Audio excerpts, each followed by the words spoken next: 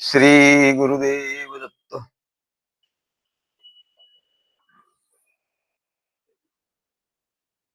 अत्यंत आनंदाची गोष्ट म्हणजे रविवारी आपला 14 तारखेला ते दत्त जयंतीचा कार्यक्रम असा आनंदात पार पडला आणि सर्व भक्तांच्या साथीने तो साथ मिळाल्यामुळे तो कार्यक्रम फार सुंदर असा झाला. मुख्य असा म्हणजे हॉल तिथे एवढा छान सुंदर होता. आमचे किरण मुळे यांनी त्या हॉलची सगळी व्यवस्था आणि जेवणाची व्यवस्था, महाप्रसादाची व्यवस्था आणि सर्वच व्यवस्था अत्यंत सुंदर केली होती.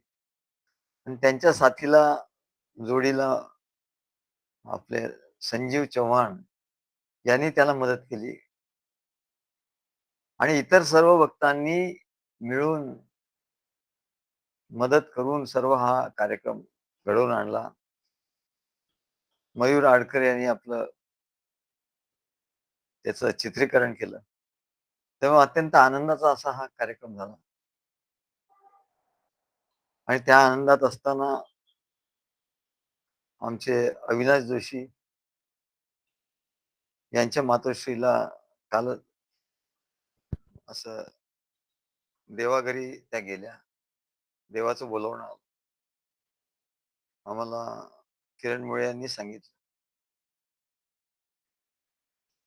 आम्ही त्यांना म्हटलं, की बघा मागे आम्ही गेलो आणि त्यांनी आम्हाला स्वतः ते म्हणाले, "मी पण मंत्र घेणार आहे."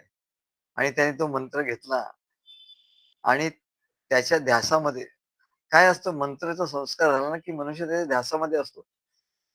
भलेही तो काही वेळ विसरत असेल, तरी परत आठवत असेल. स्मरण-विस्मरण हे चाललेलं असतं. पण असं करता-करता स्मरण स्मरण होत असतं मधून-मधून. तेव्हा त्यांना ते स्मरणात होत्या आणि त्या स्मरणामध्ये ते त्या देवाघरी गेल्या. तेव्हा त्या मुक्त झाल्या. आम्ही त्यांना सांगितलं. म्हटलं, "जो भक्त आहे, तो मुक्तच आहे. आधी त्याला मुक्तीच सद्गुरू देतात, परमेश्वर देतात." तेव्हा त्या मुक्त झाल्या आणि त्यांची अशी ऊर्ध्वगती झाली. तेव्हा देवाचं असं बोलावणं, जो भक्त असा भक्ती करतो त्याला प्रेमाने देव बोलवतो आणि त्याचं त्या देवाशी मिलन होतं. देवाशी योग होतो. त्यालाच योगी असं म्हणतात. योगी म्हणजे काही खूप मोठी समाधी लावून बसलेला असाच योगी असतो असं नाही म्हणत. भक्त हा खरा योगी असतो. तेव्हा असं हे 2 प्रसंग आता घडले. तेव्हा त्यांना श्रद्धांजली द्यायची. तेव्हा आपण थोडं 2 मिनिट मौन पाळून आपण त्यांना श्रद्धांजली देऊया. त्या तर मुक्तीला गेल्याच, मुक्त झाल्याच. परंतु आपण मौन पाळून त्यांना श्रद्धांजली देऊया थोड्या.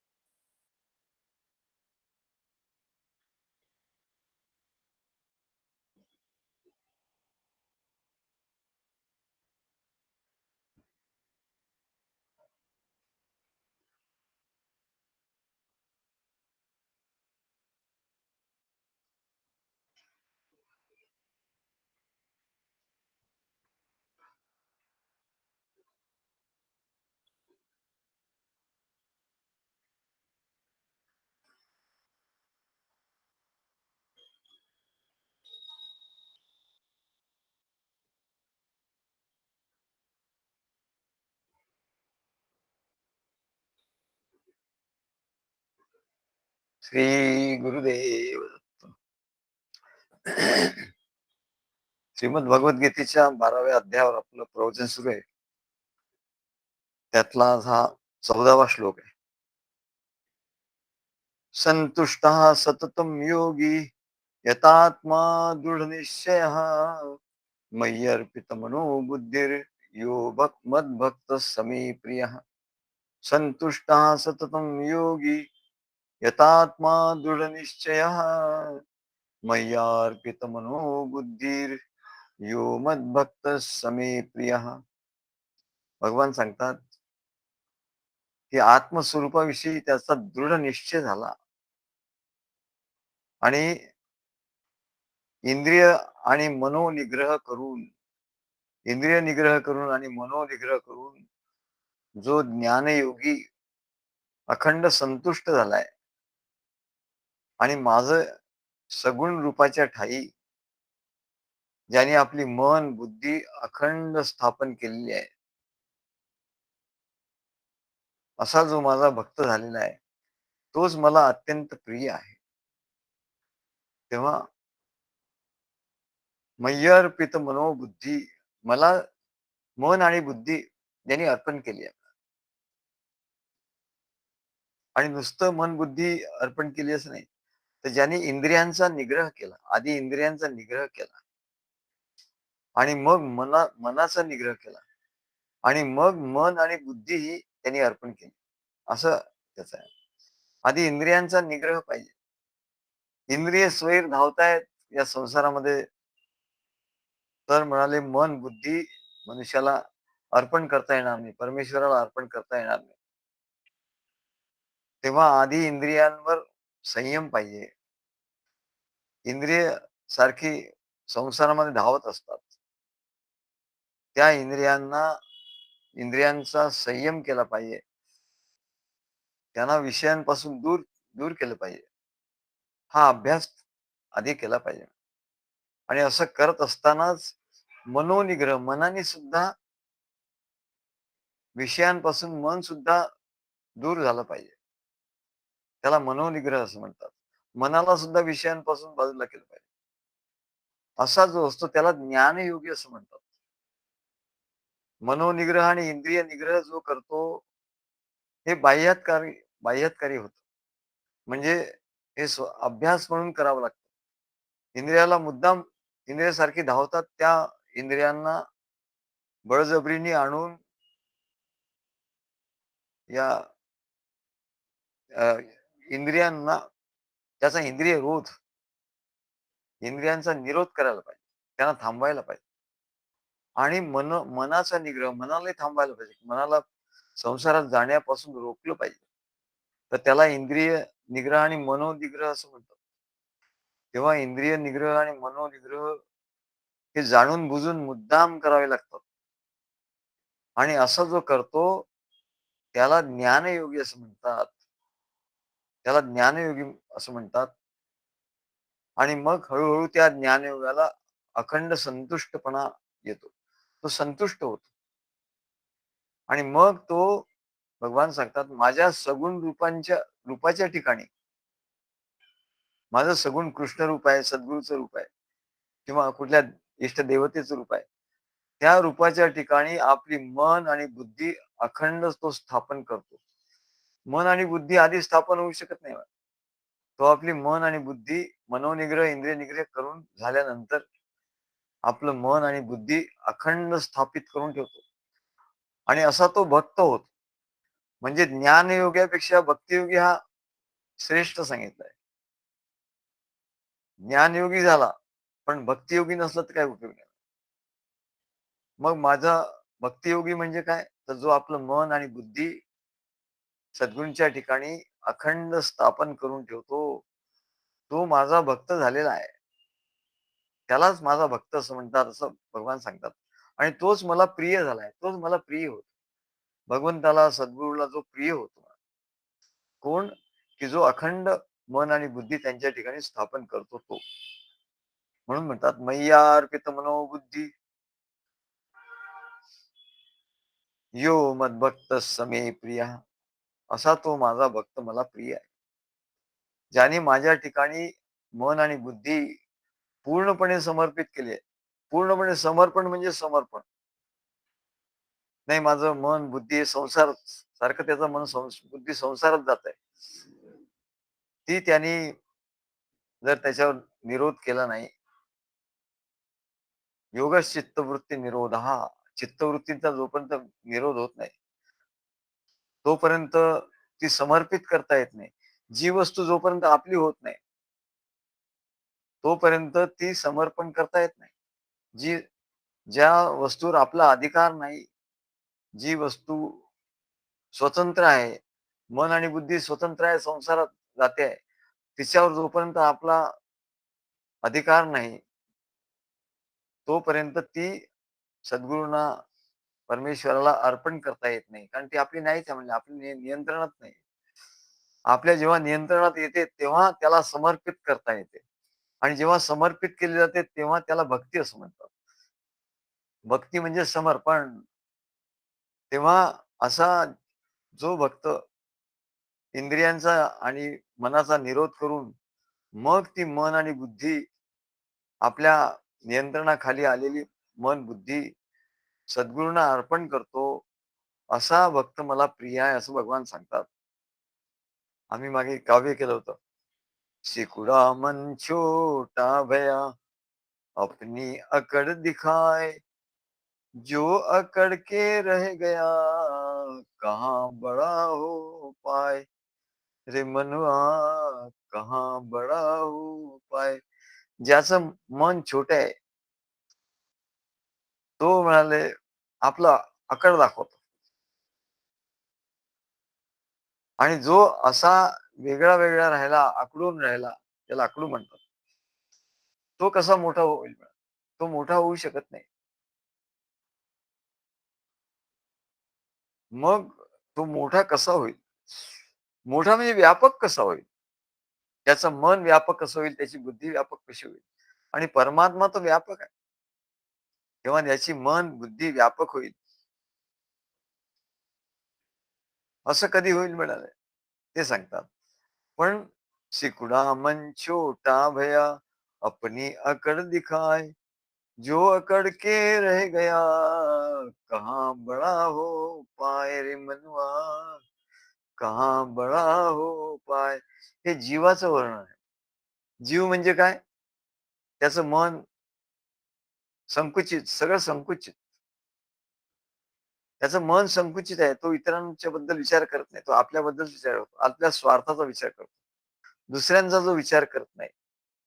त्याला म्हणतात "सिकुडा मन छोटा वय" हा जीवाचं वर्णन आहे. जीव म्हणजे काय हो? जीव म्हणजे परमात्म्याचा अंश आहे खरं. जीव हा खरा तर परमात्म्याचा अंश आहे. पण काय झालं परमात्मा व्यापक आहे आणि हा जीव हा सिकुडा म्हणजे संकुचित झाला. त्याच्या ठिकाणी संकुचित भाव आला, की बस मी एवढाच आहे. या देहापुरताच आहे. हा देह आहे ना, देहापुरताच मी आहे. आणि म्हणून जो जीव आहे, जीव म्हणजे जो देहामध्येच फक्त व्याप्त आहे. जीव आणि शिव याच्यात काय फरक आहे? तर जीव म्हणजे जो आपल्या देहापुरताच विचार करतो. या दे जीव चैतन्य त्याला असं म्हणतात. खरं तो चैतन्यच आहे. परमेश्वराचा अंश आणि चैतन्य आहे. त्याला जीव चैतन्य असं म्हणतात. शिव चैतन्य असं म्हणतात. जीव हा चैतन्य स्वरूपच आहे. पण तो जेव्हा आपल्या स्वतःला या देहापुरता मानतो, आपल्या देहाची जी आकृती आहे, त्यातच तो व्यापून राहतो. व्यापतो तो, व्यापक आहे. पण जेव्हा तो आपल्या देहापुरताच पायापासून काय डोक्यापर्यंत त्याची जी संवेदना घेऊन जो बसलेला आहे, की हाच मी आहे. या पायाच्या नखापासून डोक्याच्या केसापर्यंत, शीर्षापर्यंत जो मी आहे, तोच मी आहे. हात, पाय, काय सर्व अवयव हे सर्व हाच मी आहे. असा ज्याचा भाव दृढ झालेला आहे, त्याला जीव म्हणतात. आणि आपल्या देहापुरता त्याला भाव झालेला आहे, का हा मी आणि त्या देहाच्या शंगिक जे आहे, की माझं घर, माझं धन, माझी नोकरी, माझा बिझनेस, माझी माझी आई, माझे वडील, माझी पत्नी, माझी मुलं माझी गाडी, माझे मित्र, कलत्र, नातेवाईक एवढाच ज्याचा यात एवढ्याच ह्याच्यात जो व्यापून राहिलेला आहे. व्यापलेला आहे, पण संकुचित आहे तो. त्याला काय म्हणतात? त्याला जीव असं म्हणतात. जीव चैतन्य. खरंच चैतन्यच आहे. पण त्यांनी आपल्याला सीमित केलंय. अत्यंत सीमित केलंय. तेव्हा सिकुड़ा मन छोटा भया अपनी अकड़ दिखाए जो अकड़ के रह गया कहाँ बड़ा हो पाए रे मनुआ कहाँ बड़ा हो पाए. आता मग तो बडा कसा होईल? तो मोठा कसा होईल? तो व्यापक कसा होईल? तर सांगतात, गुरु प्रेम मन में भरे. म्हणून सद्गुरूंचं प्रेम. सद्गुरु चरणी प्रेमानंद भरी. सद्गुरु चरणी सद्गुरु चरणी आल्यावर काय करायचं असतं? प्रेम आणि आनंद आपल्या मनात भरून घ्यायचा असतो. सद्गुरु चरणी प्रेमानंद भरी. त्रिगुणातीता द्वैतातीता त्रिगुणातीता द्वैतातीता सद्गुरु भक्ती गो गोजिरी. सद्गुरु भक्ती केल्याने काय होतो? तर तो त्रिगुणाच्या अतीत होतो. त्रिगुणाच्या पलीकडे जातो. सत्व रज तमो या तिन्ही गुणांच्या तो पलीकडे. भक्तीचं एवढं महात्म्य आहे. दत्तगुरूंना काय म्हणतात? त्रिगुणातीत. त्रिगुणात्मक त्रयमूर्ती दत्त हा जाणा. त्रिगुणी अवतार त्रैलोक्य राणा. मग तीन गुणांच्या पलीकडे तो सद्गुरू त्याला नेतात किंवा त्या सद्गुरूंच्या भक्तीमुळे तो तीन गुणांच्या पलीकडे जातो. सत्व रज तम. आणि जो सत्व रज तम तीन गुणांच्या पलीकडे गेला त्याचं काय होतो? अरे तो ईश्वर होतो. तो शिव होतो. त्याला शिव असं म्हणतात. जीव तुम्ही बघितला. जीव म्हणजे कोण? जो आपल्याला शरीरापुरताच मानतो तो जीव. आणि शिव म्हणजे जो सद्गुरूंची भक्ती करतो. भक्ती करता करता तो तीन गुणांच्या पलीकडे, भक्तीने तीन गुणांच्या पलीकडे. कारण भक्तीचं प्रेमाचं महात्म्य काय? गुणरहितम कामनारहितम प्रतिक्षणम वर्धमानम अनुभव रूपम असं त्या प्रेमाचं महात्म्य आहे म्हणे. मग तीन गुणांच्या पलीकडे जायचं असेल तर कसं जायचं? योग मार्गाने तीन गुणांच्या पलीकडे नाही जाता येत. योग मार्गाने मनाला थांबवता येतं, निर्विचार करता येतं. पण थोडा वेळ परत मन जागृत झालं, की परत तीन गुण येऊन त्याला पकडतात. मन हे त्रिगुणात्मक आहे. मन म्हणजेच त्रिगुणात्मक माया. मन म्हणजेच तीन गुण. हे तीन गुण मनुष्याच्या सर्व इंद्रियांना, इंद्रिय, मन, बुद्धी, शरीर सगळ्याला चालवतात. मन म्हणजे काय? तर मन मन म्हणजे तीन गुण त्रिगुणात्मक. मन म्हणजे तीन गुणांनी युक्त असलेलं जे चैतन्य आहे. सत्व, रज, तमो. ते मनच सर्व चालवतं म्हणले. हे तीन गुणच या सृष्टीचा सर्व कारभार चालवतात. तीन गुण. जसं गाडीमध्ये मोटर सर्व चालवतं. काय? तसं तीन गुणांचा व्यापार सत्व, रज, तमो हा या मनाच्या प्रेरणेने चालतो. मनाच्या प्रेरणेने चालतो. म्हणून हे मन व्यापक झालं पाहिजे, तर ते शिव होईल. आणि शिव झालं की ते परमात्मा स्वरूप होईल. किती सोपं आहे म्हणाल. म्हणलं तर किती सोपं आहे, म्हणलं तर किती कठीण आहे. तेव्हा मन जेव्हा व्यापक होतं, मन व्यापक झालं की ते शिवस्वरूप होतं. शिवस्वरूप झालं की ते परमात्मा स्वरूप होतं. शिवस्वरूप म्हणजेच परमात्मा स्वरूप. परमात्म्याशी एकरूप होतं. आणि हे कशाने होतं? याची सुरुवात काय आहे? गुरु प्रेम मन में भरे. मनामध्ये सद्गुरूंचं प्रेम भरून घ्यावं लागतं. म्हटलं तर सोपं आहे, म्हटलं तर कठीण आहे. सोपं आता एवढा कार्यक्रम असतो हे सर्व भक्त मंडळी त्या प्रेमाने युक्त होतात. आपल्या मनात प्रेम भरून घेतात. सद्गुरु चरणी प्रेमानंद भरी. त्यांना प्रेम होतो, प्रेम भरतात आणि आनंद होतो. प्रेमानंदामध्ये ते डुंबून राहतात.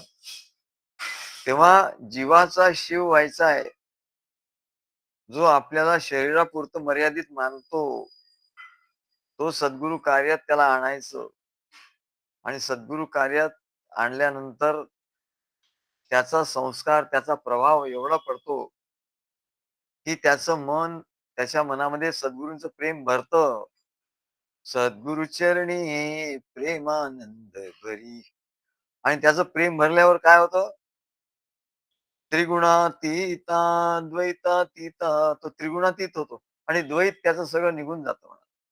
हा तू, तो मी, काय हा आपला, हा परका, हा शत्रू, हा मित्र, हे सर्व द्वैत त्याच्या ठिकाणून निघून जातं.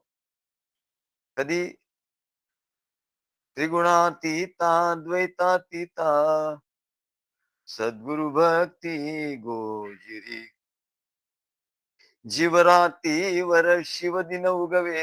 आपण सांगत होतो. जीवाचा शिव कसा होतो? केवढा महत्वाचा विषय आहे. जीवाचा शिव कसा होतो? जीवरातीवर शिवदिन उगवे सद्गुरु सत्ता प्रभाकरी. सद्गुरूची सत्ता तो मानतो. स्वतःची सत्ता मानतो. स्वतःला समर्पित करतो. सद्गुरूंची सत्ता आहे तो मानतो आणि सद्गुरू सांगाल तसं करतो आणि सद्गुरूंच्या कार्यात जेव्हा येतो तेव्हा आणि सद्गुरु चरणी प्रेमानंद भरी आणि सद्गुरूंच्या कार्यात येऊन प्रेम आणि आनंद भरून घेतो. म्हणून सद्गुरू सांगतात त्याला, "तुला असं कर, अमुक कर, तमुक कर." असं त्याला सांगत असतात किंवा तो सांगतो. यावेळेला आमच्या किरण मुळेंनी सांगितलं, की म्हणाले, "सद्गुरू आपल्याला हे करायचंय." म्हटलं, "करा." दत्त दत्त दत्त जयंती करूया. म्हटलं, "चला करा." तेव्हा त्या काहीतरी कार्यामध्ये केल्यानंतर ते प्रेम आणि भक्ती आपल्या मनामध्ये भरायला लागतं. त्याच्यामुळे त्यांना चांगला उत्साह तेव्हा मी त्यांना सांगितलं, "आधी बोला." त्यांनी छान भाषण केलं आणि नंतरही ते मी त्यांना म्हटलं, की प्रत्येक भक्त त्यांचं आपल्याला कौतुक करायचंय. त्या प्रत्येक भक्ताचं त्यांनी अ, गुण सांगितले. तेव्हा असं खूप आनंदाचा हा कार्यक्रम झाला. मग याचं काय म्हणाले, याचं महात्म्य काय आहे? सद्गुरु चरणी प्रेमानंद भरी. सद्गुरु चरणी येऊन सर्वांनी प्रेम आणि आनंद भरून घ्यायचा. मग काय होतं? त्रिगुणातीता द्वैतातीता सद्गुरु भक्ती गोजिरी. मग त्रिगुणातीत होतो आपण. 3 गुणांच्या पलीकडे जातो. केवढी मोठी केवढी मोठी अचीव्हमेंट आहे हो. केवढी मोठी अचीव्हमेंट आहे. आणि गोष्ट तर साधी, म्हटलं तर साधी. म्हणून आपण कार्यक्रम का करतो? कार्यक्रम करण्याचा हेतू काय आहे? सद्गुरु चरणी प्रेमानंद भरी. प्रेम आणि आनंद भरभरून घ्या. आणि म्हणून सांगतो, "अरे या, तुम्ही या, तुम्ही या." आम्ही गेलो तिथे कोणीच नव्हतं.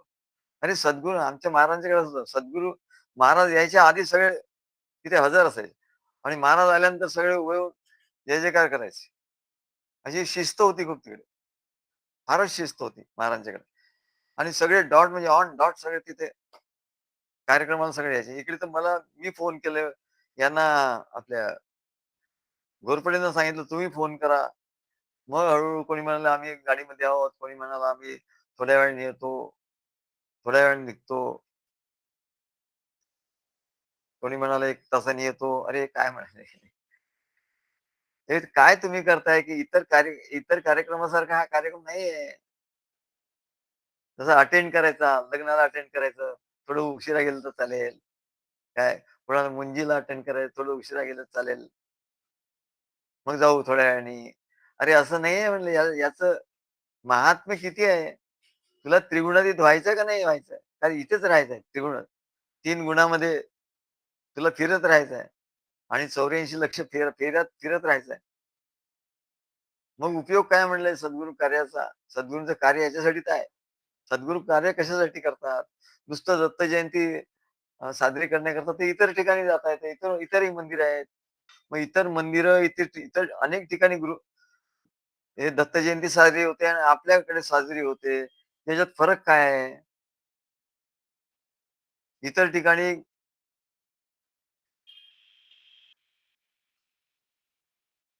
सद्गुरु चरणी प्रेमानंद भरी, हे त्याला मिळत नाही. सद्गुरूंच्या चरणामध्ये प्रेम आणि आनंद भरून प्रेम आणि आनंद तिकडे नाही मिळणार. तिकडे थोडा वेळ बरं वाटेल. सद्गुरु चरणी प्रेमानंद भरी. पण प्रेमानंद भरून घेतल्यानंतर तो काय होतो? त्रिगुणातीता द्वैतातीता सद्गुरु भक्ती गोजिरी. आजचा विषय याचा हाच आहे. या श्लोकाचा अर्थ हाच आहे. महाराजांनी लिहून ठेवलेला आहे. हा हा अर्थ तुम्हाला कळला, की हा श्लोक तुम्हाला कळणार. नाहीतर नाही कळणार. त्रिगुणातीता सद्गुरु चरणी प्रेम आनंद भरून घेतलं मनामध्ये, की मग तीन गुणांच्या पलीकडे तुम्ही जाल. त्रिगुणातीता द्वैतातीता सर्व द्वैत भाव याच्यात आलेला आहे, की द्वैत नष्ट होतं. या श्लोकात असं आहे. श्लोकाचा मुख्य भावार्थ असा आहे, की द्वैत नष्ट झालं. तीन गुणाच्या पलीकडे गेलो. द्वैतातीता सद्गुरु भक्ती गोजिरी. म्हणून ती सद्गुरु भक्ती गोजिरी आहे म्हणाले. मग त्याचं काय होतं? जीवरातीवर शिवदिन उगवे. मग तो जीवाचा शिव होतो. काय जो संकुचित जो झाला देहापुरता, तो व्यापक होतो आणि तो व्यापक झाला तो जीवाचा शिव होतो म्हणले. जीवरातीवर शिवदिन उगवे, सद्गुरु सत्ता प्रभाकरी. सद्गुरूंचा ज्ञानसूर्य उगवला, की त्या ज्ञान प्रकाशामध्ये तो व्यापक होतो आणि तो शिव होतो. मग तो म्हणतो शिवोहम, शिवोहम.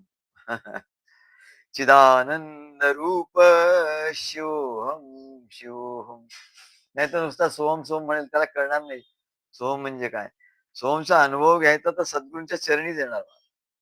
शिवोहमचा अनुभव घ्यायचा तर सद्गुरूंच्या चरणीच येणार, नाहीतर नाही येणार. मग तो म्हणा चिदानंद रूप शिवोहम, शिवोहम. की असा मी चिदानंद रूप आणि शिवस्वरूप आहे. मी शिव झालो म्हणाले. सद्गुरूंच्या चरणी आलो, प्रेमानंद भरून घेतला. तीन गुणांच्या पलीकडे गेलो आणि मी शिवस्वरूप झालो. किती प्रॅक्टिकल आहे. चिदानंद रूप शिवोहम, शिवोहम. की सद्गुरूंच्या कार्यात याच्यासाठी यायचंय म्हणाले. हा त्याचा हेतू आहे. नाहीतर नुसतं अटेंड करायचं. मग नाही अटेंड केलं तर काय होतं? मग अमुक केलं तर काय होतं? अरे तसंच राहशील म्हणजे जीव होऊन राहशील. आणि जीवाचा जंतू व्हायला वेळ नाही लागणार म्हणाले. पुढच्या जन्मात जंतू होशील. तेव्हा जीवाचा शिव झाला पाहिजे म्हणजे. जीवरातीवर शिवदिन उगवे, सद्गुरुपद सत्ता प्रभाकरी. हं. गजाननाचे दत्त श्री गुरु अवतारी. अवधूत रूप गजाननाचे. अवधूत रूप हे गजाननाचं रूप आहे. गजानन सद्गुरूंशी एकरूप झाले. अवधूत रूप गजाननाचे. तोच दत्त म्हणले. दत्त, सद्गुरु, तोच दत्त, तोच सद्गुरु. अवतारी आणि तोच अवतारी. तेव्हा एवढं याच्यामध्ये या श्लोकाचा सर्व अर्थ या अभंगामध्ये आला म्हणजे महाराजांच्या पदामध्ये. म्हणून आम्ही लिहिलं, गुरु प्रेम मन मे भरे, तो मन व्यापक होय. गुरु प्रेम मनात भरलं, की तो व्यापक होतो. जिसका मन व्यापक हुआ, ईश्वर उसी का होय रे मनुआ. ईश्वर उसी का होय. आणि असं ज्याचं मन व्यापक झालं, त्यात तो ईश्वर स्वरूप झाला. म्हणजे ईश्वर म्हणजे शिव. शिव म्हणजे ईश्वर. तो ईश्वर स्वरूप झाला. तेव्हा असा या श्लोकाचा मूळ अर्थ आहे म्हणत. मय्यार्पितमनो बुद्धिर यो मद्भक्त समे प्रियः. असा भक्त मला प्रिय आहे म्हणा. तेव्हा विचार करणं हा मनाचा गुणधर्म आहे. सारखं मन विचार करत असतं. कारण ती माया आहे. विचार विचार म्हणजे माया. विचार येतात जातात, येतात जातात. संकल्प विकल्प, संकल्प विकल्प. विचार करणं मनाचा गुणधर्म आहे. आणि ज्या मनाच्या मागे पुढे नित्य सतत सद्गुरु कार्याचा, सेवेचा ध्यास लागलेला असतो. असा हे मन चंचल आहे. पण ज्या मनाच्या मागे पुढे पलीकडे मनाच्या माझ्या परमानंद खेळतो आहे. हितगुज जीवासी प्रेमी हळुवार सांगतो आहे. पलीकडे मनाच्या माझ्या परमानंद खेळतो आहे. तेव्हा पलीकडे आणि अलीकडे, मनाच्या आधी, सुरुवातीला आणि मनाच्या शेवटी, म्हणजे एका विचाराच्या सुरुवातीला आणि विचार संपल्याबरोबर ज्याच्या मागे पुढे, विचाराच्या मागे आणि पुढे सद्गुरू आहे. सद्गुरूंचा ध्यास आहे.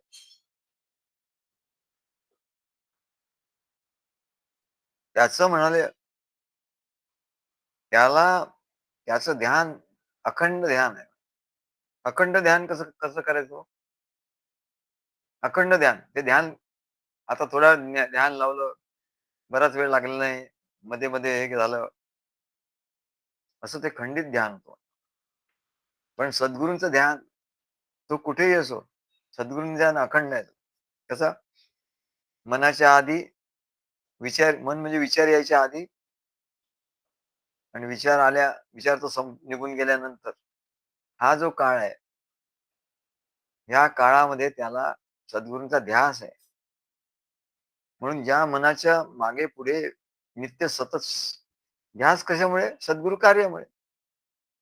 काही करायला सांगितल्याशिवाय ध्यास होणार नाही म्हणा. तेव्हा या सद्गुरु कार्याचा ध्यास ज्याच्या ठिकाणी आहे, सद्गुरु सेवेचा ध्यास त्याच्या ठिकाणी आहे. काय करायचं? घोरपडे आम्हाला रोज फोन करतात. कालही फोन केला, आजही फोन केला. रोज करतात, काहीतरी सांगत असतो, की हे असं करूया, ते तसं करूया, ते तसं करूया. तेव्हा याला ध्यास असं म्हणतात. की काहीतरी करायचंय, काहीतरी करायचंय. त्याला चैन पडत नाही. सद्गुरूंच्या कार्य काहीतरी करायला पाहिजे, असं त्याला सारखं वाटतं, तळमळत असतो. त्यांची सेवा घडली पाहिजे, त्यांचं कार्य घडलं पाहिजे. त्याची तळमळत असतो. त्याला म्हणतात ध्यास. आणि त्याच्या मनाच्या मागे पुढे असा तो ध्यास असतो.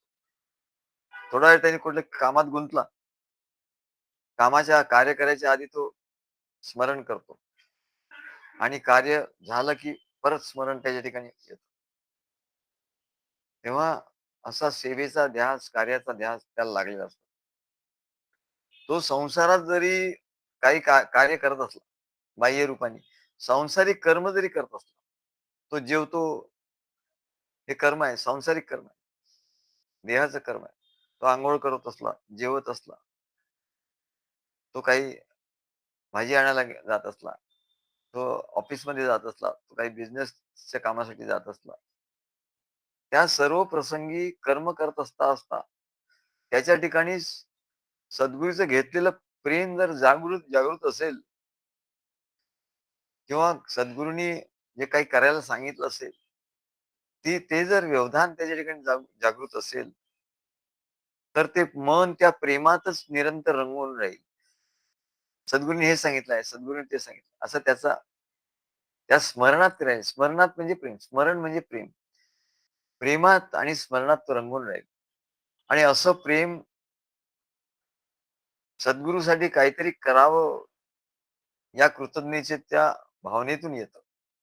प्रेम कसं येतो? सद्गुरूंसाठी आपण काहीतरी करू. आता सद्गुरूंनी सांगितलं नसेल समजा एखाद्या काही गोष्ट, की अमुक कर, तमुक कर. पण त्याला एवढी सवय होते, की तो सद्गुरूंसाठी काहीतरी करावं. सद्गुरूंसाठी काहीतरी प्रसाद न्यावा, काहीतरी हार न्यावा. असे भक्त आमच्याकडे येतात. प्रसाद घेऊन येतात, हार घेऊन येतात. आम्ही त्यांना सांगतो, "अहो, हे कशाला एवढं आणता?"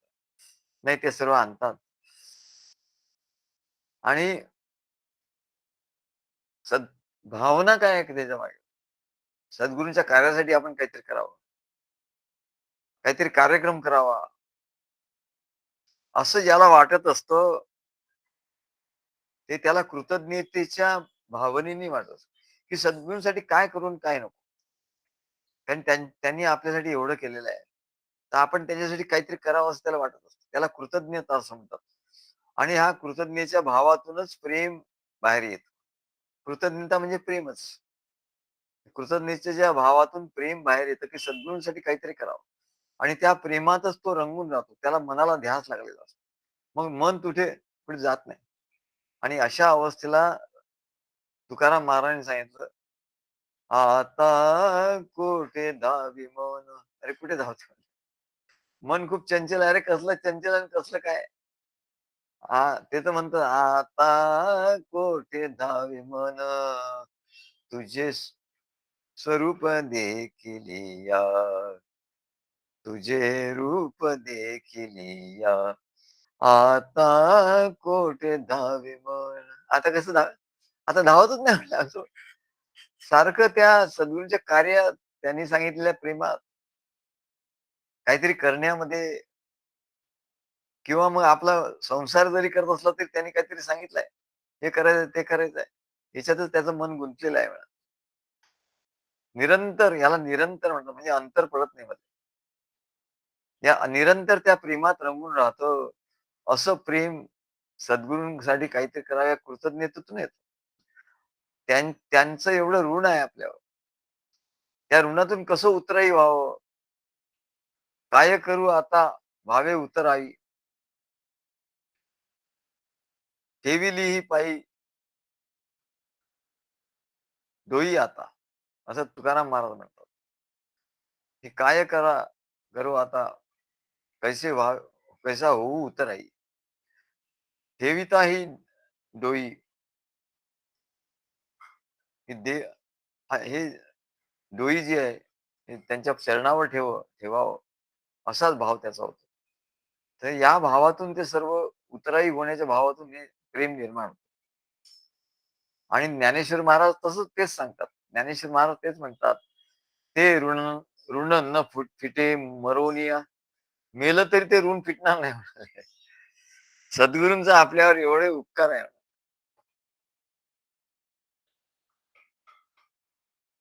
सद्गुरूंचा एवढे उपकार आहे म्हणा, की ते ऋण न फिटे मरोनिया. मेलं तरी म्हणले ते ऋण फेडणार नाही.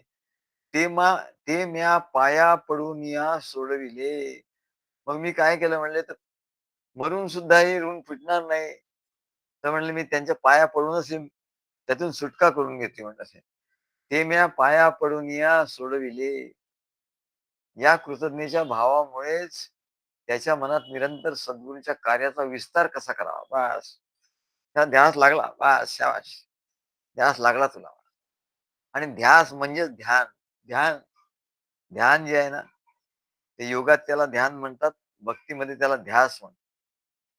बरं, ध्यानापेक्षा ध्यास श्रेष्ठ आहे.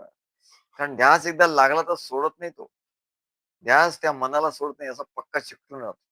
आणि ध्यान म्हणजे बळजबरीने करावं लागतं. बळजबरीने मन आणावं लागतं, इंद्रियांना हे करावं, निरोध करावा लागतो. पण त्याला एकदा सद्गुरू कार्याचा ध्यास लागला रे लागला. हे करायचंय, ते करायचं, ते करायचं. असा जेव्हा त्याला पछाडल्यासारखा झाला म्हणा,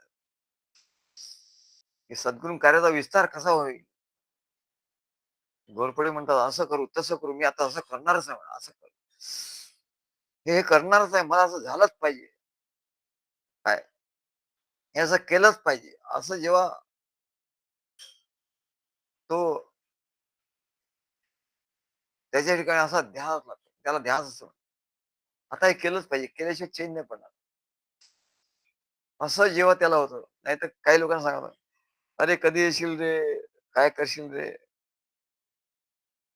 तो म्हणतो, "हां, सुट्टी सुट्टी झाली की मग येईन. अमुक झालं का मी येईन." "चिवताई, चिवताई दार उघड." ती म्हणते कावळ्याला म्हणते, "माझ्या बाळाला मी अंघोळ करते." मग तीट लावते, मग काय करते, कपडे घालते, मग दूध पाजते.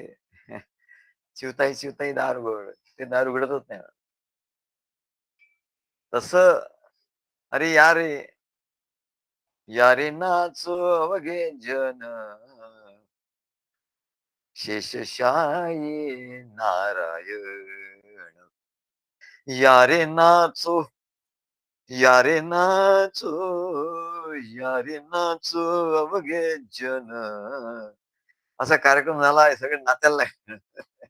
फक्त नाचण्याचंच बाकी राहिलं. म्हणजे आतून नाचत होते सगळे, पण बाहेरून नाही नाचले. तर ते बाकीच्या ठिकाणी आपण बघतो, तर स्त्रिया, पुरुष नाचत असतात. काय मृदुंग कोणी वाजतात, कोणी असं हे करतात, कोणी गातात, मग ते सगळे नाचतात. आपल्या इकडे काय तसं काय करत नाही. आपल्याकडे सगळे व्यवस्थित खुर्चीवर शिस्तीत बसलेले असतात. बाकीचे आपण बघतो, की सगळे ते नाचत असतो. "या रे नाचो अवघे जन, शेषशायी नारायण." मग शेषशाही नारायण उठेल म्हणाले आणि तो आपल्यासाठी येईल वैकुंठातून. "या रे नाचो अवघे जन."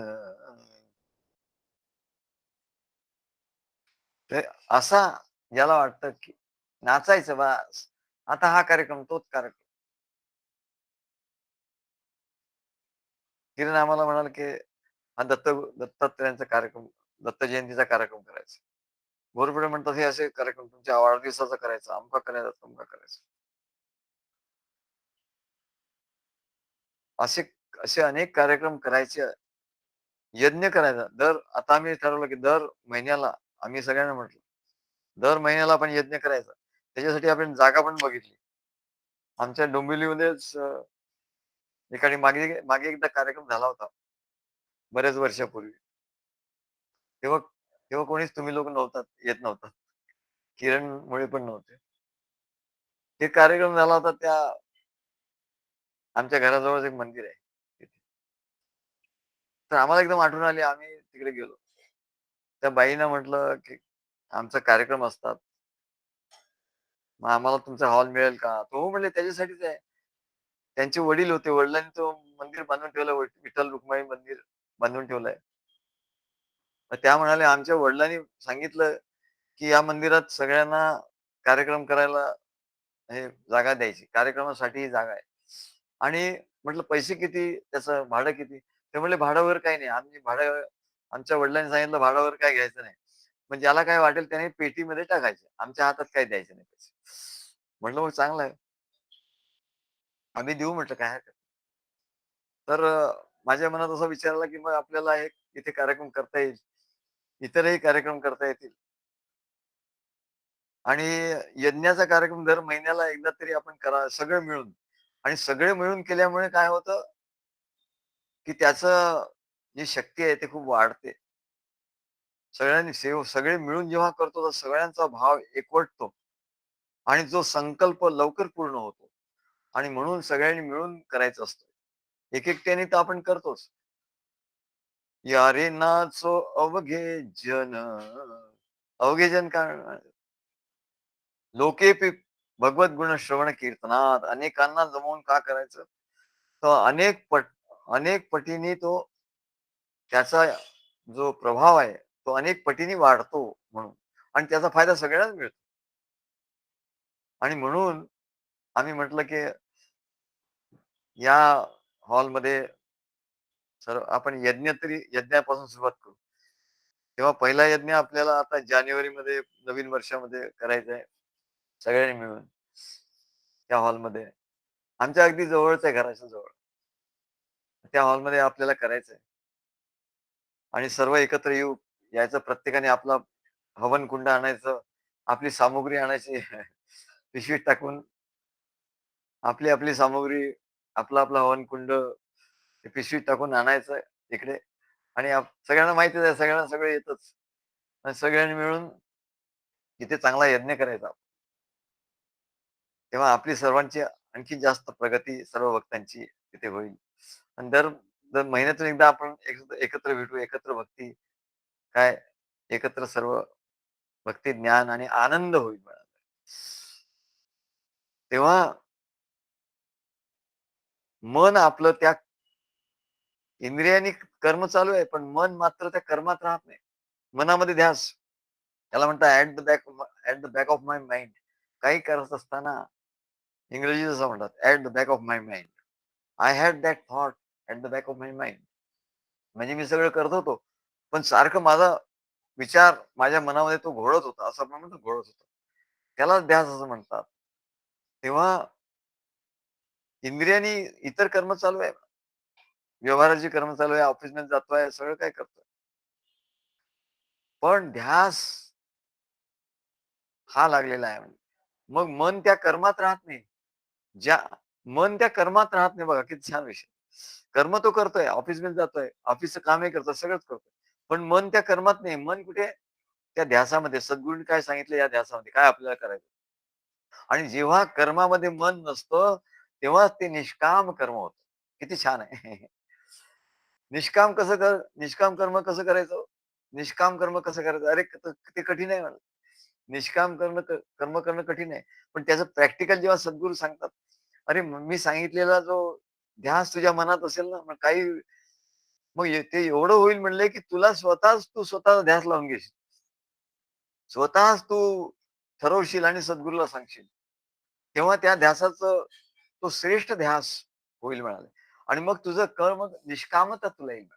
आणि निष्कामता आल्यानंतर काय होईल? अरे, निष्कामता आल्यानंतर काय होईल मला विचारतो. निष्काम तोची आत्माराम, तू आत्माराम होशील म्हणाले. काय?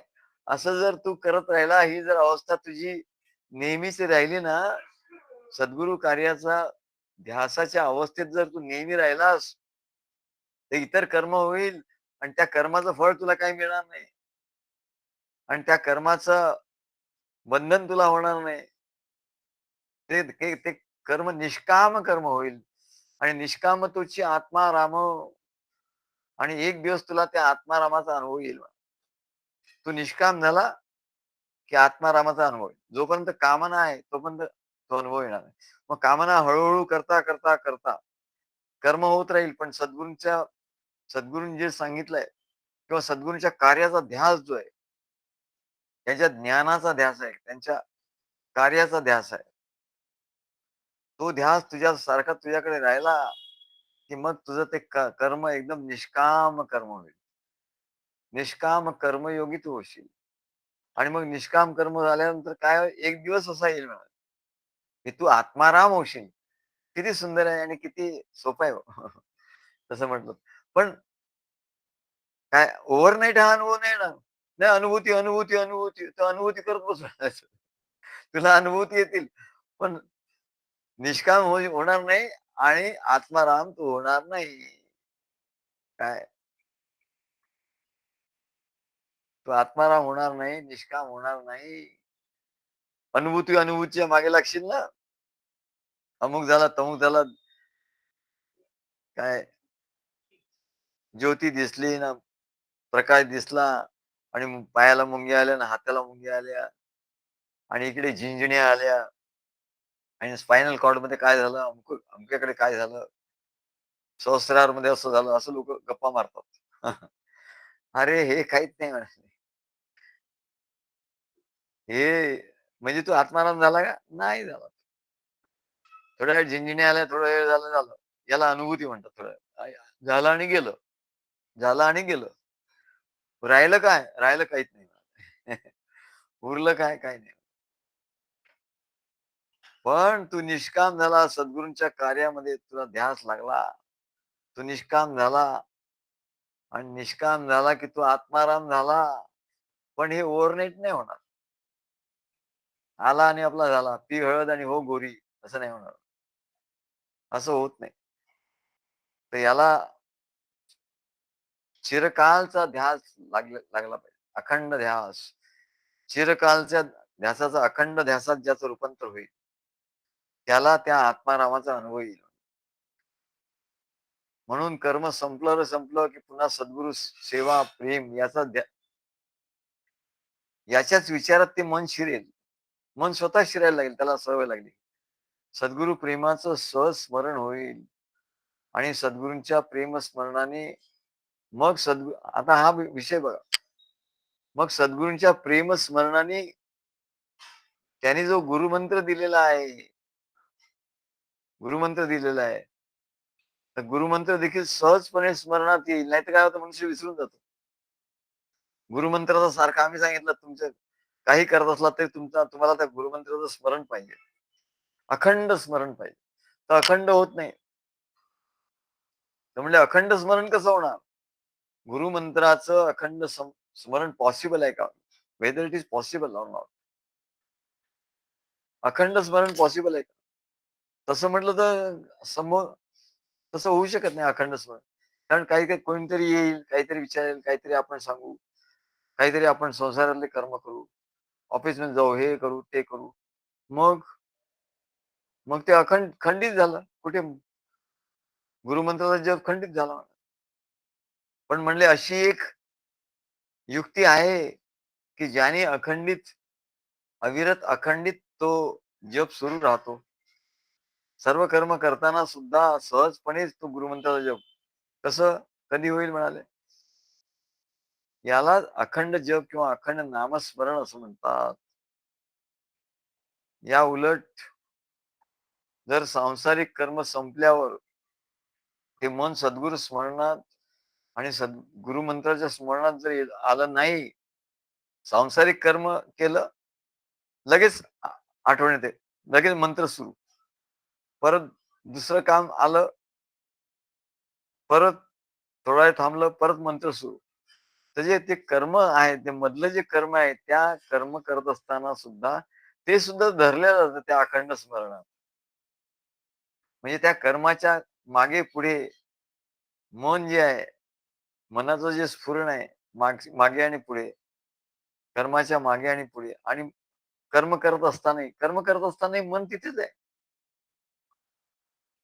तेव्हा त्याच्यामुळे हा अखंड नामस्मरण घडतं. तेव्हा मन बुद्धी भगवंताला अर्पण होते. कधी होते मन बुद्धी भगवंताला अर्पण? मय्या अर्पित मनोबुद्धी असं भगवान सांगतात. मन बुद्धी भगवंताला कधी अर्पण होते? तर हे व्यवधान सारखं त्यांनी सांगितलेलं व्यवधान लागतं. नाहीतर आपण तरी व्यवधान लावून घ्यायचं. मी हे करणार आहे, मी हे करणार आहे, मी अमुक करणार. आम्ही सांगितलं की सगळ्यांना सांगणार आहोत की आता आपल्याकडे कार्यक्रम होतात. वर्षातून एक निदान 2 महिन्यांनी तरी एक कार्यक्रम झाला पाहिजे.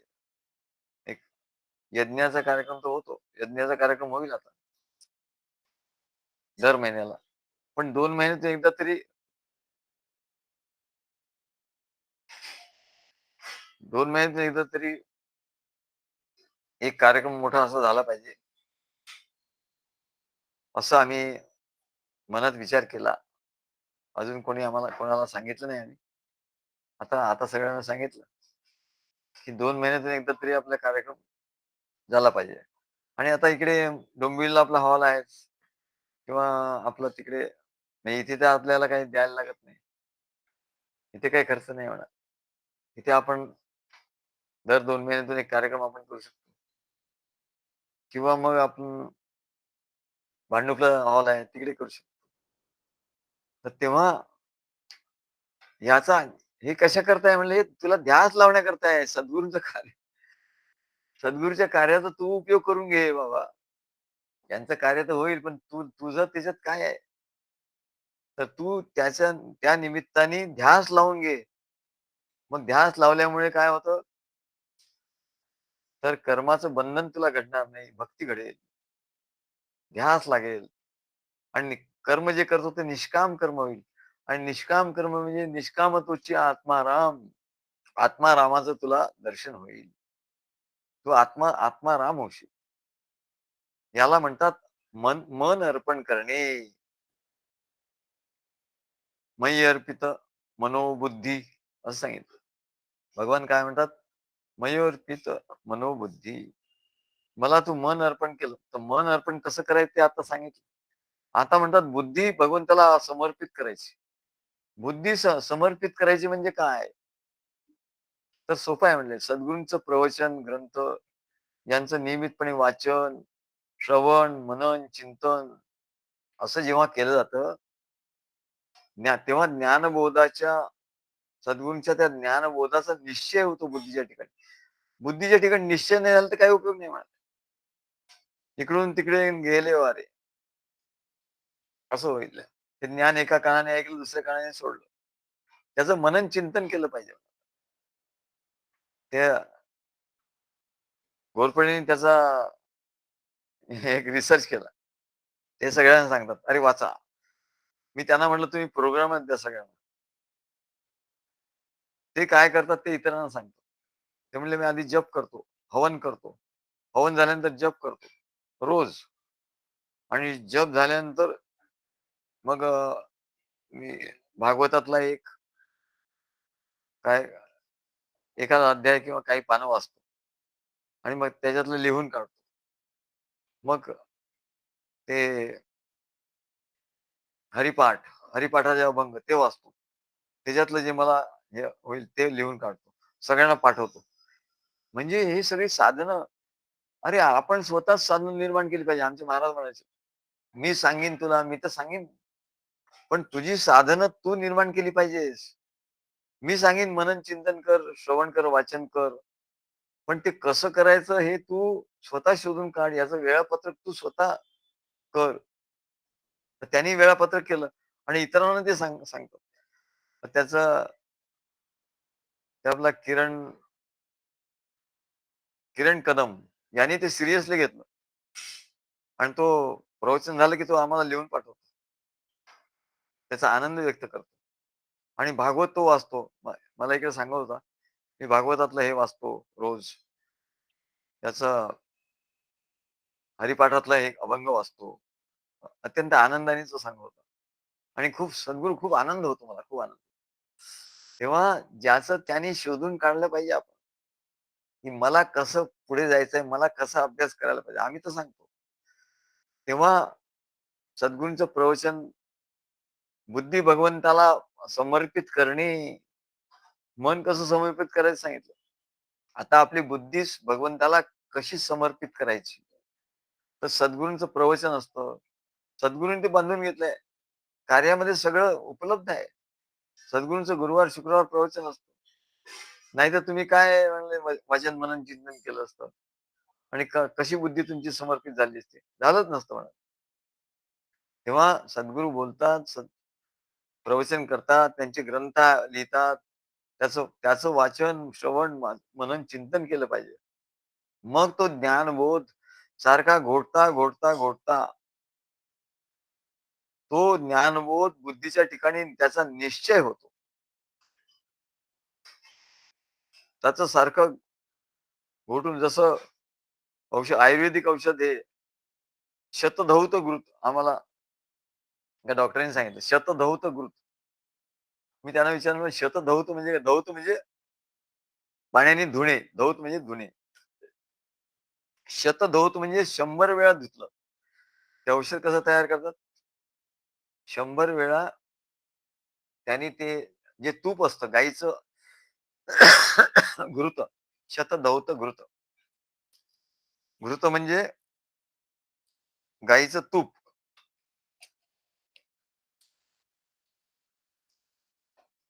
ते तूप घ्यायचं आणि त्याला 100 वेळा धुतात. पाण्याने धुवून काढतात. तेव्हा ते एक प्रकारचं मलम होतं आणि कुठल्याही जखमेवर किंवा याच्यावर ते लावलं, की ती जखम बरी होते. तर आम्हाला असं हे झालं होतं तेव्हा आम्हाला डॉक्टरांनी सांगितलं म्हणले, "शतधौत घृत लावा." 100 वेळा ते पाण्याने धुतलेलं असतं ते आणि एकदम सफेद एकदम रंग येतो त्याला आणि एकदम मुलायम आणि ते काय चेहऱ्याला वगैरे पण लावतात स्त्रिया, ज्यांना मुरूम येतो ते वगैरे ते लावतात. तसं म्हणले शतधौत तसं हे श्रवण झालं की प्रवचन प्रवचनाचे श्रवण, वाचन, मनन, चिंतन हे सगळं काय आहे म्हणजे हे धुणं आहे. त्या धुता त्या ज्ञानाला एवढं मुलायम, मऊ, मुलायम, प्रेमाने प्रेमामध्ये ते ज्ञान असं धुवायचं. ज्ञानाने प्रेम निर्माण होतं आणि त्या त्या निर्माण झालेल्या प्रेमाने सत्संगतीमध्ये प्रेम निर्माण होतं. कार्यक्रमामध्ये प्रेम निर्माण होतं. सद्गुरु चरणी प्रेमानंद भरी आणि प्रेमानंद मनात भरून घेतला, की त्या प्रेमाने ते जे ज्ञान आहे, ते धुवत जायचं म्हणजे. त्या 100 वेळा धुतलं पाहिजे. शतधौत म्हणजे जेवढ्या वेळा तुम्ही धुवाल, तेवढ्या वेळात तेवढी त्याची पोटेन्सी वाढते. तेवढा त्याचा प्रभाव वाढतो, तेवढं शक्तिमान. म्हणून ते वाचन, मनन, चिंतन. तर अविनाश आहे त्यांना सांगितलं ना, काय तुम्हाला कसं काय वाटलं काय? सद्गुरू मी ग्रंथ वाचतो म्हणे. ते ग्रंथ वाचतो. आणि त्यांचं ते पटापट सांगतात त्या ग्रंथातलं काय आम्हाला. शास्त्री बुवा गुंडाळे महाराज त्यांना अजून माहिती आहे.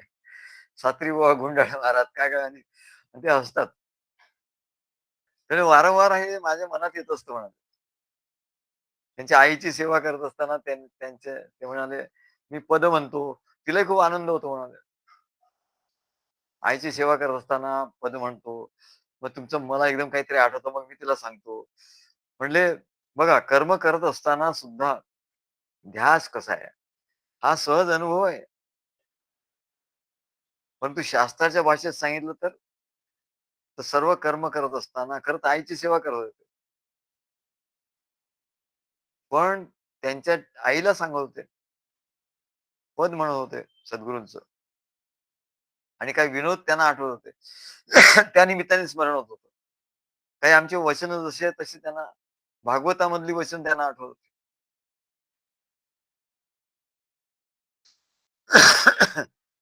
म्हणून ते निष्काम कर्म होऊन जातात आणि निष्काम झाल्यावर तो आत्माराम, निष्काम तोची आत्माराम. आणि मग बुद्धीच्या ठिकाणी बोधाचा निश्चय होतो. एकीकडे निष्काम तर होत असतो. दुसरीकडे बुद्धीच्या ठिकाणी त्याचा निश्चय होतो त्या बोधाचा. निश्चयाचे बळ तुका म्हणे त्याची फळं. आणि निश्चय असा झाला, की त्या निश्चयाचं काय होतं? निश्चयाचे बळ तुका म्हणे त्याची फळं. निश्चय हेच फळ आहे म्हणाले. असा निश्चय होणं, बुद्धीच्या ठिकाणी बोधाचा निश्चय होणं, हेच फळ आहे. म्हणून सद्गुरूंचा जो ज्ञानबोध ऐकलाय, तो सारखा श्रवण, वाचन, मनन, चिंतन, निधिध्यासन, निधिध्यासात रूपांतर होतं.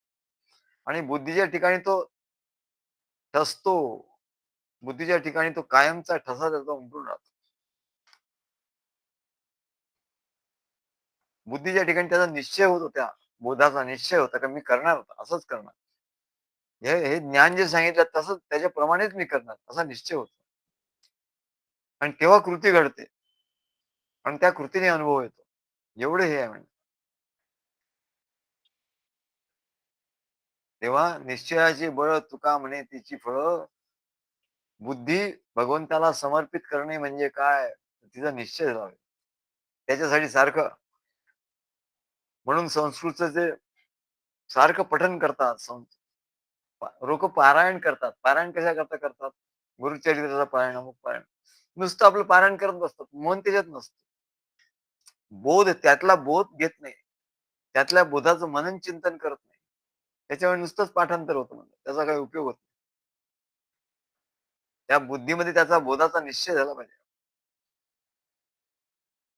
परंतु तेव्हा याला असं म्हणतात, की मन आणि मय्यार्पित मनोबुद्धीर, असा जो माझ्या ठिकाणी मन बुद्धी अर्पण करतो, तो भक्त मला अत्यंत प्रिय आहे असं भगवान सांगतात. तो भक्त मला अत्यंत प्रिय आहे आणि त्याचं मी सगळं काही बघतो असं भगवान सांगतात. परंतु एक याच्यात अट आहे म्हणा.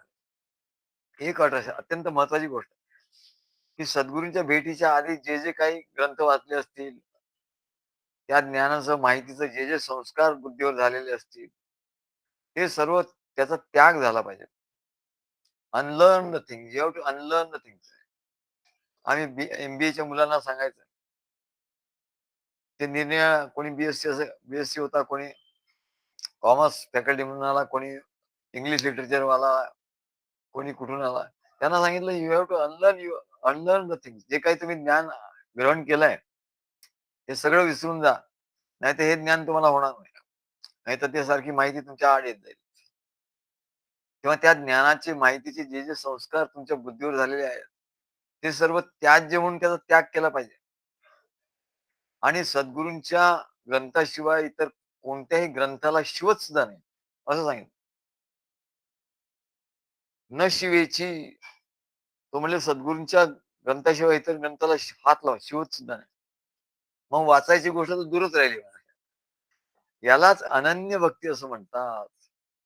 आणि अशा भक्ताला यो मे भक्त समे प्रिया, असा जो माझा भक्त आहे, तो मला प्रिय आहे असं भगवान सांगतात. यालाच अव्यभिचारी भक्तियोग असं म्हणतात. अव्यभिचारी. आणि इतरही वाङ्मय वाचतो, सगळं करतो. काय तो याच्यावर इंटरनेटवर पण बघतो, काय बघतो. सगळंच वाचतो. याला व्यभिचारी भक्ती असं म्हणतात. तेव्हा आपलं मन आणि बुद्धी एकदा सद्गुरूला अर्पण केली, की ती सद्गुरूच्या मालकीची होते. त्याच्यानंतर त्याची मालकी, भक्ताची मालकी त्या बुद्धीवर नाही, मनावर नाही. आपला आपल्या मन बुद्धीवर काहीच अधिकार राहत नाही. तसं व्यवहारात सुद्धा तुम्ही बघा ना, एकदा आपली वस्तू दुसऱ्याला विकली, तर त्या वस्तूवर आपला मालकी हक्क समाप्त होतो. ते मुस्लिम लोकांमध्ये नाही का, वक्फ वक्फ प्रॉपर्टी. त्यांनी जिथे हात ठेवला, ती खुदाची, अल्लाची झाली म्हणाले. अल्लाच्या मालकीची हक्क हक्क झाला त्याच्यावर, ती प्रॉपर्टी. असं आहे. तसं म्हणले तसं आपलं मन आणि बुद्धी ही आपली प्रॉपर्टी आहे. Intellectual property. Intellectual property right. ती कोणी घेतली तर त्याच्यावर खटला होऊ शकतो. आता आमची इंटलेक्चुअल प्रॉपर्टी राइट कोणीतरी चोरलं. काय? कोणीतरी अशी चोरतात. Intellectual property. मन, बुद्धी इंटलेक्चुअल प्रॉपर्टी आहे. ही सद्गुरूंची प्रॉपर्टी आहे. त्याच्यावर आपला हक्क नाही म्हणतात. मन, बुद्धी ही प्रॉपर्टी जी आहे, ती सद्गुरूंची आहे. त्याच्यावर आपला मालकी हक्क नाही. तसंच म्हणले भक्ताचा आपल्या मन बुद्धीवर मालकी हक्क संपतो, जेव्हा तो सद्गुरूला शरण येतो. शरण येणं म्हणजेच ते. त्याचा मालकी हक्क संपतो देहावरचा, मनावरचा, बुद्धीवरचा. त्याचा मालकी हक्क संपतो. त्याला म्हणतात, की मय्यार्पित मनोबुद्धी. तेव्हा संतुष्ट सततम योगी यथा आत्मा दृढनिश्चय. त्याचा असा दृढ निश्चय होतो. तो संतुष्ट असतो. तो योगी असतो. तो भक्त कसा असतो? जो भगवंताला आवडतो. मन बुद्धी अर्पण केली म्हणजे तो योगी होतो.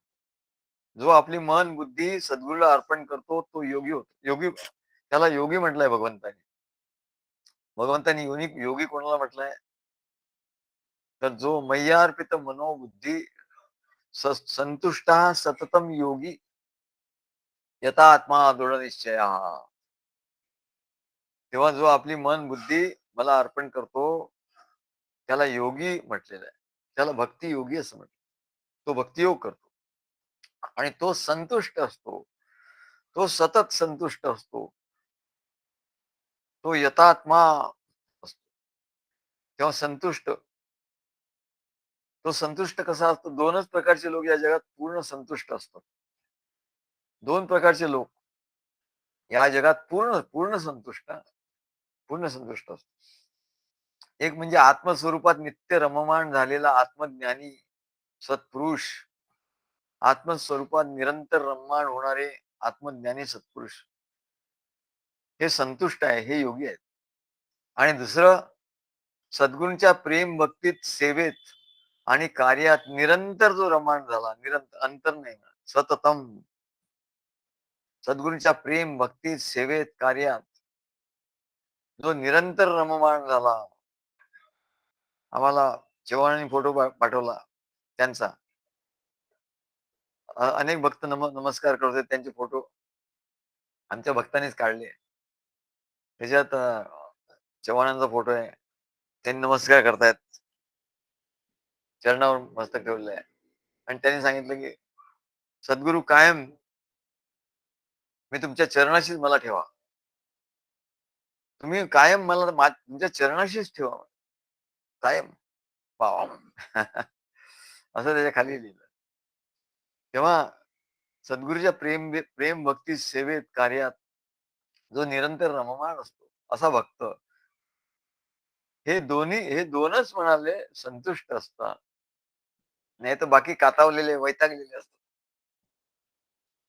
तो वैतागलेला आहे म्हणजे समजावं, की तो संतुष्ट नाही. म्हणजे त्याची भक्ती बरोबर नाही. एक आत्मज्ञानी सत्पुरुष आत्मस्वरूपात निरंतर रममाण झालेला असणारा आणि दुसरा सद्गुरूंच्या प्रेम, भक्ती, सेवेत, कार्यात निरंतर रममाण असलेला भक्त. हे दोघंच म्हणाले संतुष्ट असतात. खरे संतुष्ट.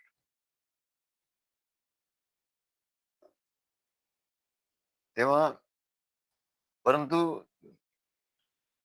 काही लोकं संसार असं म्हणतात. आता आम्हाला काही नको. आम्हाला सगळं मिळालंय. भगवंतांनी सगळं व्यवस्थित दिलंय. तर लोकांना वाटतं काय केवढा महान आहे हा. आता याला काही नको. सगळं भगवंतांनी दिलंय आम्हाला ना. भगवंतांनी सगळं दिलंय. भगवान आमच्यावर प्रसन्न आहे. भगवंतांनी आम्हाला सगळं दिलं. आता आम्हाला काही नको. काय ना 1-2 फ्लॅट दिले आहेत. 1-2 गाडी दिली आहे. नातेवाईक दिले आहे. मित्रमंडळी दिली आहे. काय पैसा दिलाय भरपूर बँकेत. ते म्हणले आम्ही संतुष्ट आहोत. अरे बाबा, हे खरं संतुष्टी नाहीये. म्हणून सांगितलं खरं संतुष्ट कोण? जो आत्मज्ञानी, आत्मज्ञानात रममाण झालेला आहे आणि दुसरा सद्गुरूंच्या प्रेम, भक्तीत, सेवेत, कार्यात जो निरंतर रममाण झालेला आहे, असा भक्त. हे 2च म्हणाले खरे संतुष्ट आहे. आणि जे संसारात सांगतात, की की आम्ही संतुष्ट आहोत. आता आम्हाला काही नाही, सगळं आहे. आमच्या सगळ्या बहुतेक सांसारिक कामना पूर्ण झालेल्या आहेत. त्यांच्या सगळ्या सांसारिक कामना पूर्ण झालेल्या असतात. बँकेत बॅलन्स असतो, फ्लॅट असतो, काय गाडी असते, सगळं काही असतं. आणि त्या कामना पूर्तीचं सुख तो उपभोगत असतो. त्याचं सुख तो उपभोगतो आणि म्हणून त्याला असं वाटतं, की आपण त्या त्या सुखाचा त्याला संतोष होतो. सुखाचा संतोष होतो. त्याला वाटतं, की आपण संतुष्ट आहोत. पण सुख तर नाशिवंत आहे म्हणलं. दुःखही नाशिवंत आहे आणि सुखही नाशिवंत आहे. सांसारिक सुख तर नाशिवंत आहे म्हणाले. तेव्हा हे मध्येच काहीतरी झाली गडबड, की म्हणले हे सुख जे त्याचं आहे, हे नाश पावतं आणि सुख नाश पावलं, की त्याचा संतोषही नाश पावतो. त्याचा संतोषही विनाशी आहे. अविनाशी नाही. त्याचं सुखही विनाशी आहे. ज्या सुखाच्या स्थितीत ते सुख भोगत असतात, ती परिस्थिती कायम राहत नाही म्हणा. कायम टिकणारी नसते. म्हणून ती अनुकूल परिस्थिती आधी अनुकूलता आहे, तेव्हा त्याला बरं वाटतं. आणि अशी स्थिती राहीलच त्याला वाटतं. त्या गफलतीत तो राहतो. अशी अनुकूल स्थिती एकदम बदलते. काहीतरी प्रतिकूल परिस्थिती येते आणि त्याचा संतोष देखील नाशिवंत ठरतो आणि तो संतोष नाश पावतो आणि परत तो असंतुष्ट होतो. हे सर्वसामान्य संसारी जीवाची कथा सांगितली. पण जो आत्मस्वरूपात निरंतर रममाण असलेला संत सत्पुरुष आणि सद्गुरू भक्त, सद्गुरू कार्यात निरंतर असणारा, सद्गुरू चरणी प्रेमानंद भरी असा जो आहे, तो कायम संतोष आहे म्हणजे संतुष्ट. त्याचा संतोष हा सुखाच्या बाह्य साधनात नाही. त्याच्यामुळे तो नष्ट होत नाही. बाहेर परिस्थिती काही असली तरी सद्गुरू सद्गुरूंच्या चरणी तो प्रेमान आनंद भरून घेतो. तो सुखासाठी कुठल्याही बाह्य साधनांवर अवलंबून नसतो. तो सत्पुरुष आत्मज्ञानात रममाण झाल्यामुळे असतो, संतुष्ट असतो. आणि सद्गुरू भक्त हा सद्गुरू प्रेमात, सद्गुरू सेवेत असल्यामुळे, त्या ध्यासात असल्यामुळे तो संतुष्ट असतो. ते आत्मज्ञान आणि ते सद्गुरू प्रेम हे दोन्ही अविनाशी आहेत. आत्मज्ञान हेही अविनाशी आहे, आत्मा हाही विनाशी आहे. आणि सद्गुरू प्रेम हेही अविनाशी आहे. आणि त्याच्यामुळे त्याचा संतोष जो आहे त्याच्यापासून झालेला, तोही अविनाशी असतो. असा तो सतत म्हणजे नियमितपणाने, सातत्याने सद्गुरूंनी दिलेलं साधन करतो. तसंच सतत म्हणजे निरंतर साधन करतो. त्याला योगी असं म्हणतात. योगी कुणाला म्हणतात?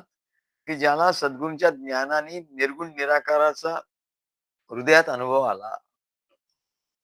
माझ्या हृदयात सद्गुरू, माझे हृदयी सद्गुरू, म्हणून तरलो हा भव पारू. असं ज्ञानेश्वर महाराज म्हणतात. ज्याला आपल्या हृदयात सद्गुरू आहेत असा अनुभव येतो, त्यालाच निर्गुण निराकाराचा अनुभव येतो. आणि तो देहाने सद्गुरूंची भगवंताची भक्ती करतो. देहाने बाहेर सद्गुरूंच्या कार्यात सद्गुरूंची भक्ती करतो. त्याला योगी असं म्हणतात. आत निर्गुण निराकाराचा ज्ञानाचा अनुभव आणि बाहेर सद्गुरूंचं कार्य जो करतो, सद्गुरू कार्यरूपी भक्तीच तो करतो. त्याला योगी असं म्हणतात. तो खरा योगी आहे. यतात्मा, यतात्मा म्हणजे जो आत्मसंयम करतो. आत्मसंयम करतो म्हणजे आत्म्यावरच ज्याचं लक्ष आहे. म्हणजे सद्गुरूंच्या वरच ज्याचं लक्ष आहे. असा आत्मसंयमाचा अभ्यास करणारा, आत्मसमाधीत लीन झालेला तो भक्त, त्याला यतात्मा असं म्हणतात. म्हणून भगवान सांगतात, संतुष्टा सततम योगी यतात्मा दृढनिश्चय मय्या अर्पित मनोबुद्धिर यो मद भक्त समे प्रिय. असा जो माझा भक्त आहे तो मला प्रिय आहे, असं भगवान सांगतात. श्री गुरुदेव दत्त.